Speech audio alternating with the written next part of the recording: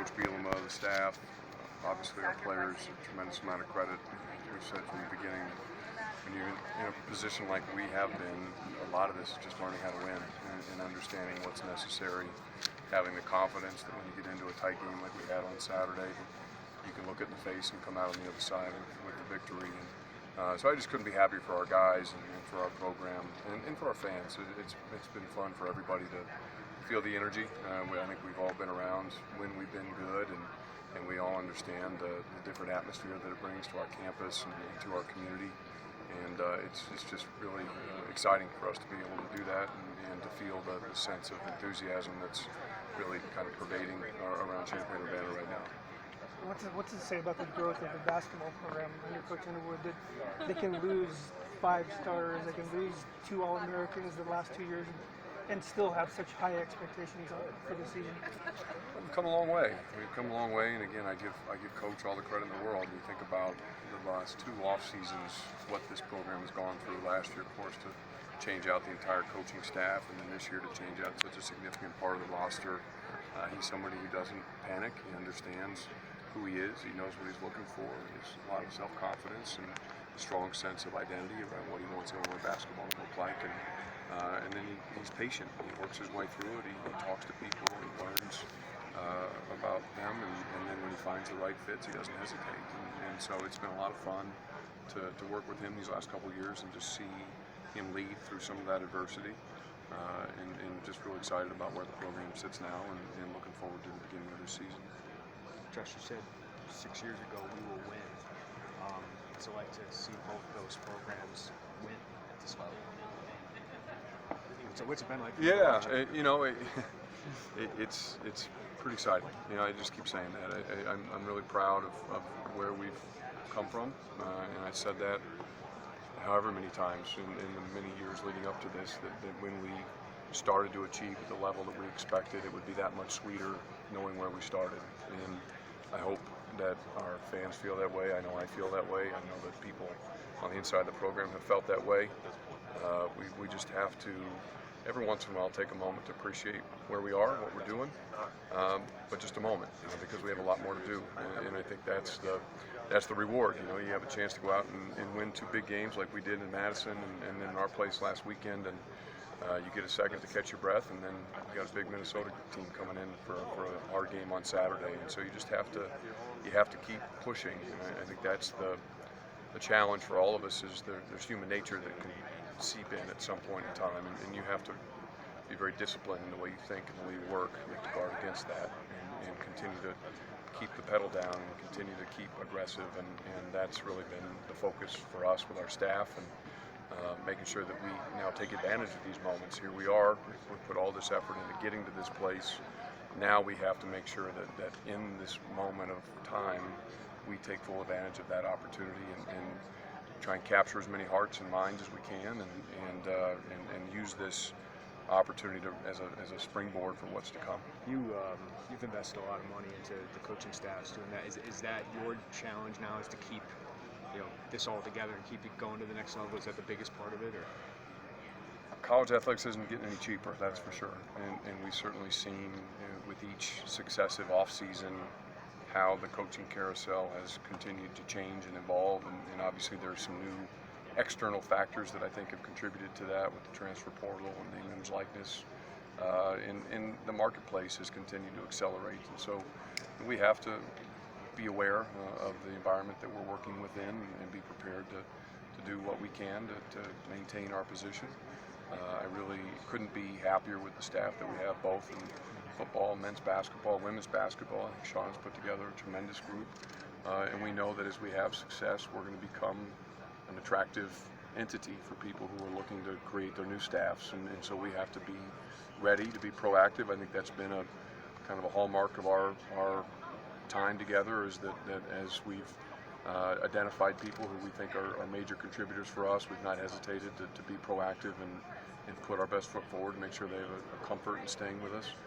And so we'll continue to do that, and hopefully we can keep the band together for a while longer here and really continue to capitalize on some of the success. Last time we talked to you as a group, NIL thing was just kind of getting off the ground.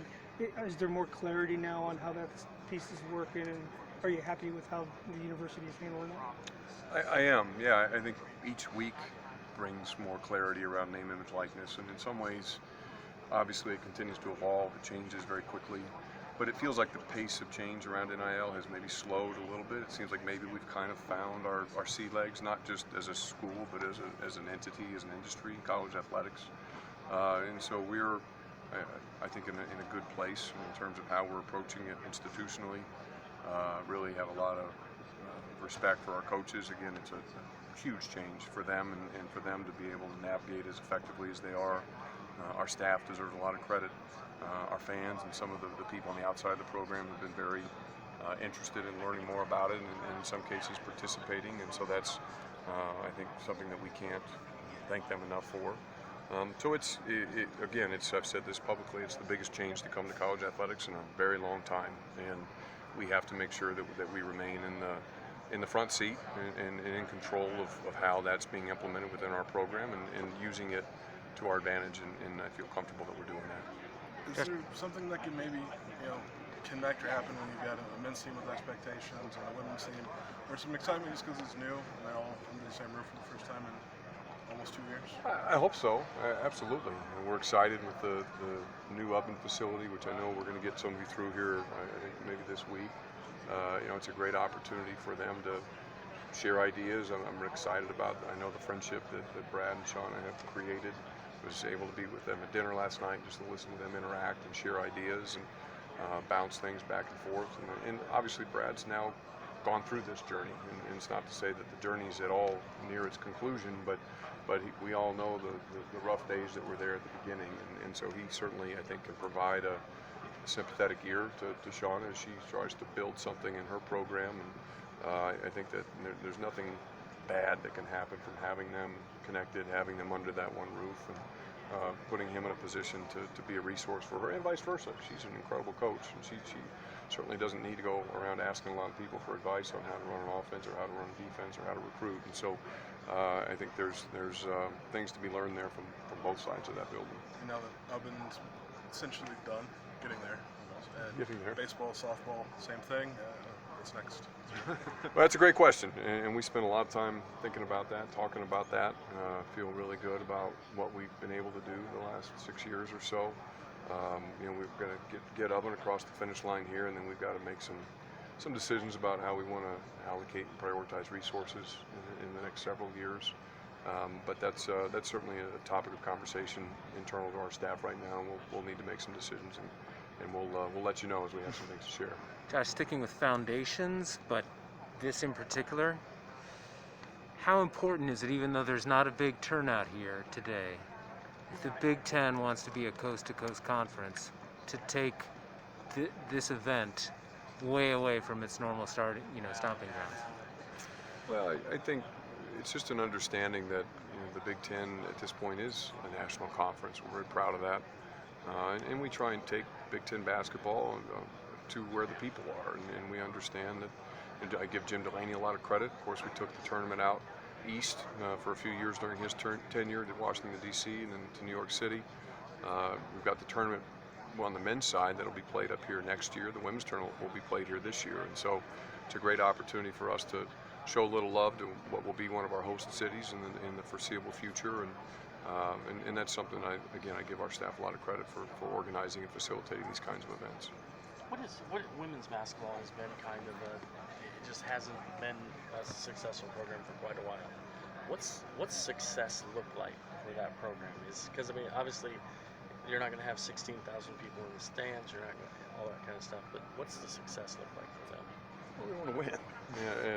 It's pretty straightforward, really. Now, what does success look like in each incremental year may be a different answer, but at the end of the day, we have the same goals for almost all of our sports, and the idea is that we're going to go out and compete at a high level. This year, we've really recentered around the idea of competing for championships. I think that's, we've won a lot of games in Big Ten athletics at the University of Illinois. We haven't won as many championships as we should, as we aspire to, and so we've got the same goal for Shauna and her program as we have for Brad and his, or Dan Hartlib and his, or Tyra Perry and hers.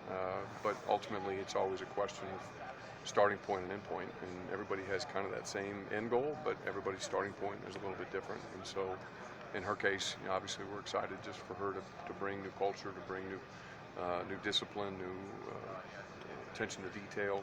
And I think if you spend some time with the women who are here today, you'll hear the enthusiasm they have about what's already happened in that gym the first 6 months of her tenure. Josh, you guys have obviously been pushing for ticket sales for football. I know it doesn't happen overnight. Sometimes it happens the next season. But what's the goal for you guys, or how do you guys push that? Improve game day operations. I know game one was an issue, but like, how do you kind of put that all together? And well, for us, it all fits into the same overarching objective, which is to win. We need to win football games, and the best way that we can win football games is to have a really big, robust, loud crowd. And whether that means quote unquote a sellout, or whether that's what we had on Saturday, which was not a sellout, but a really dynamic environment, and one that I think ultimately, and you heard Brett talk about it during his availability yesterday, I think impacted the end of the game. That's what we need. We need a building that when recruits walk into that space, they feel the energy, they understand the community support that exists for our football program. We need a building that has enough people and enough juice to it that when it gets tight down the stretch like it did against Iowa, we've got that extra support in the stands to help us disrupt what they're trying to do and ultimately get the victory. And so that's ultimately what we're trying to accomplish.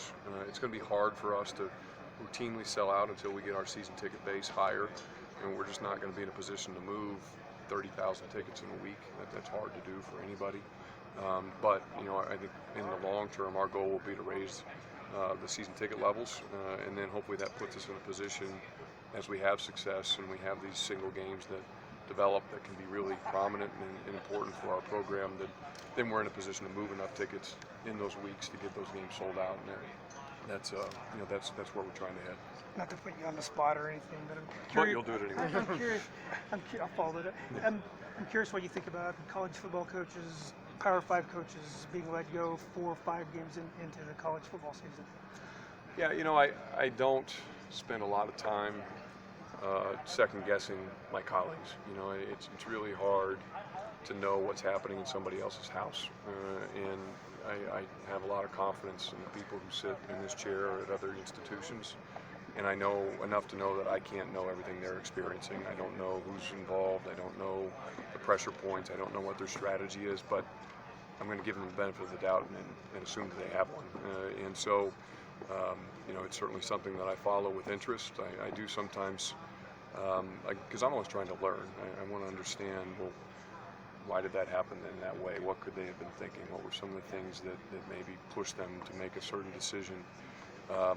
Because you never know how things could unfold. And so you always want to try and learn from what's happening around you.